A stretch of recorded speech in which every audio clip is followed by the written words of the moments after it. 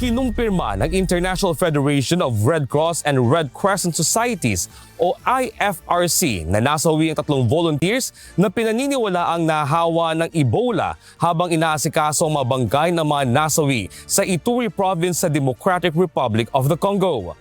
Kinilala ang mga biktima na sina Alicana Dumuzi Augustine, Cezabo Catanabo at Adjico Chandiro Viviane. Ayon sa IFRC, nagkaroon sila ng exposure sa virus noong March 27 habang nagkasagawa ng dead body management activities sa bayan ng Mongualu na itinuturing ngayong epicenter ng outbreak. Hindi pa umano alam noong panahon na iyon na may kumakalat ng Ebola sa lugar. Pumanaw si Viviane noong May 5 habang si Catanabo at Augustine ay namatay naman noong May 15 at 16.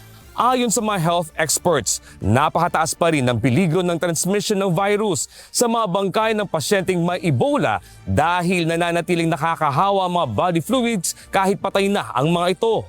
Kabilang ang 3 volunteers sa mga unang nakilalang nasawi sa lumalalang Ebola outbreak sa bansa. Itinaas na ng World Health Organization o WHO sa very high ang public health risk ng outbreak sa DRC habang nananatiling mataas din ang banta sa mas malawak na bahagi ng Africa. Tinutukoy ng mga eksperto ang Bundibugyo strain ng Ebola, isang bihirang uri ng virus na wala pang napatutunayang bakuna at may mataas na fatality rate. Samantala, kinumpirma rin ng Uganda ang panibagong mga kaso ng Ebola na nagdagdag sa pangamba ng pagkalat nito sa mga karatig bansa. Nagbabala naman ang African Centers for Disease Control na nasa peligro ang 10 iba pang bansa sa Africa kasama ang Angola, Kenya, Rwanda, Tanzania at Zambia dahil sa banta ng Ebola. Dahil dito, sinuspindi ng pamahalaan ng DRC ang mga commercial at private flights papasok at palabas ng Bunia, ang kabisera ng Ituri Province, upang mapigil ang posibleng pagkalat ng virus sa iba pang lugar. Pinapayagan lamang ang mga humanitarian, medical at emergency flights sa pamamagitan ng special permit mula sa mga aviation at health authorities.